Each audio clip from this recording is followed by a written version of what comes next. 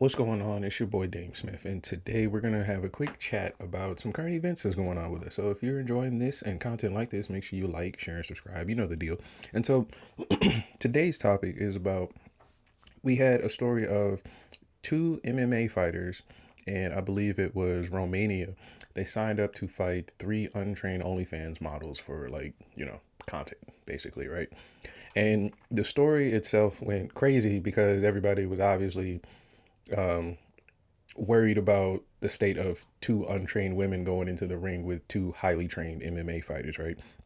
And then they went into how the fight went, who's at fault, what went wrong, what went right, right? And so if we back up from all of that and we remove all the rigmarole and the theatrics from the media, right? The question I have, I want to get right to the source of my point here.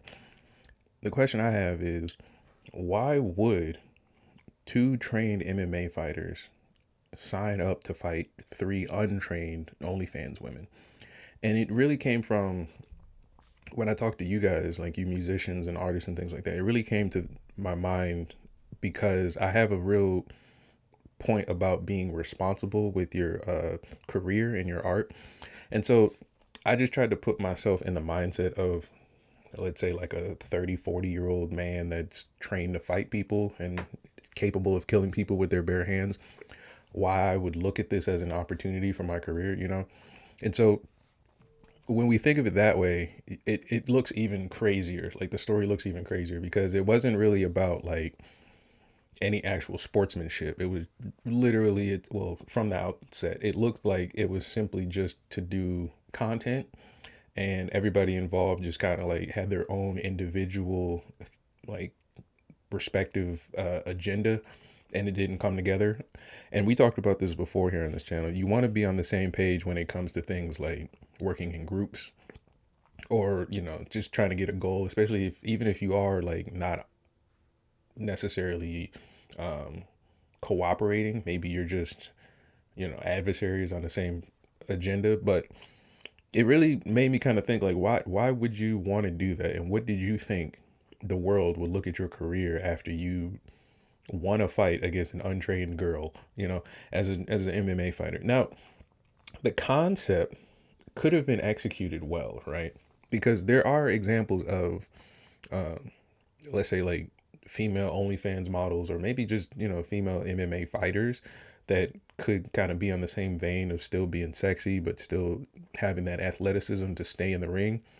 But the mindset around it is what fucked up the execution, because you're not really fighting. Like, that's the point. It's not like, if you watch any wrestling show today, if you watch any boxing match, the point is not to fight the person in front of you. It's to show basically competitive sport athleticism. Like, you're showcasing your abilities and your skill set. If you do get in the ring and your goal is to just knock out the person in front of you, like that's literally just the point, then you're gonna suffer in terms of like technicality, skills, and maybe you're just upset and emotional, right? You're just being an emotional person. And so that doesn't really drive the sport and the competitive part of it. It just drives how you feel about being in a fight. Or maybe you're scared of something, maybe you're running from something. A lot of fighters get into the ring, and when the bell rings, they're actually really scared and nervous and don't want to get hit and really want to stop, but they're doing it because there's money involved, or they have some kind of like ego or something like that. So if you're trained in a way to where you're actually fighting for the fight, for the sport, you would kind of look at this in a way like, when you created this match, when you created this matchup, what was the point? Like, there's a couple ways I could have thought of this to have been done better, but I again, it really isn't about what I like. It's really about what you like and how the things that you like turn into things like this, right? So, me personally, I would have enjoyed to see like the two MMA fighters spar with the girls and maybe like go through what it's like to experience MMA fighters and just kind of show it for them. What it sounded like had happened was that a lot of the fighting was just, let's see what happens in the ring once the bell rings, and we got to see what happened. And I'm pretty sure the fighters weren't intentionally trying to hurt the girls or things like that, but there comes a point where you have to understand optics and you have to understand your position, right? And so let's say, for example, we moved it from MMA fighting and we turned it to the show Dirty Jobs with Mike Rowe, right? And Mike goes to a job site and they're like doing construction on like a giant skyscraper. And Mike is not trained in building skyscrapers, right? He may know the basics of engineering and things like that and architecture so he can do the show, but he doesn't know the project. He doesn't know like anything like that. So their agreement is just for Mike to be present and to learn and to attend the project, right?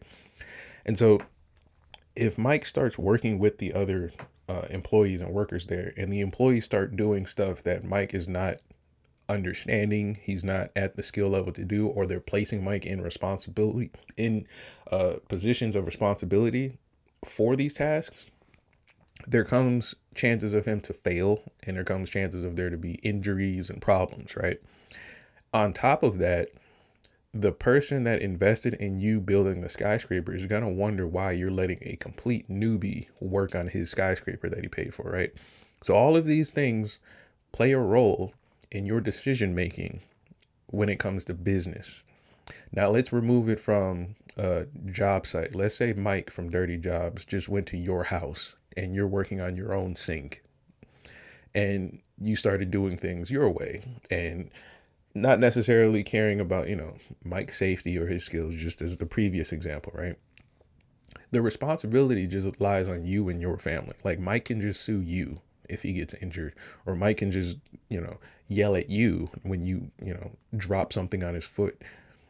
So the optics of business are a lot lower in terms of the threat for your career. So if Mike doesn't like how you fix your fence at your house and he goes around and starts telling people, I don't like how Jerome fixes his fences or his sink at his house. No one really cares about you, Jerome, right? And so this is where my question comes from. So then if we bring it back to the original example, if you're a highly trained MMA fighter and you're on camera, you possibly train other fighters and you have influence, would it make sense? Would it be wise for you to make a decision like this? Would it be smart for you? And I say this because a lot of these people who make money like this doing influence content or collaborating with other people, they're typically older than me. So it's kind of like baffling to see people who are, I guess you would say, stereotypically supposed to be wiser than me to make decisions like this. Now, I don't know if the fighters or the team or the media company or anybody involved in this event have any kind of shock when it comes to this backlash. Like, I can't imagine them being like, oh wow, we didn't know that signing up untrained girls to fight MMA fighters would be kind of controversial. But let's say they do and they don't know. Then it begs the question of, culturally, where are you raised to think that this wouldn't be controversial with the rest of the world? Have you been in a cave for the past maybe 15 years with this whole, rise of feminism and things like that? So I don't know.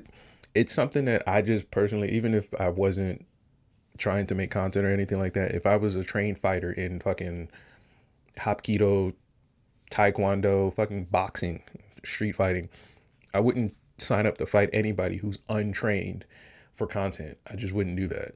And if I did sign up to fight somebody in untrained situation, I would be throwing the fight. Like, let's be honest, I wouldn't try to act like it was something I needed to be serious about because they're unfucking trained. Now, like I said, this may be something that the girls may have went into intentionally, but they're untrained fighters. They're supposed to look at it that way, right? So to think that they're going to go into this with an understanding of the full scope of what they're getting themselves into would be like you signing up to go jump out of a plane with a parachute, and your trainer trains you one time, and your first jump, you expect it to be perfect, right?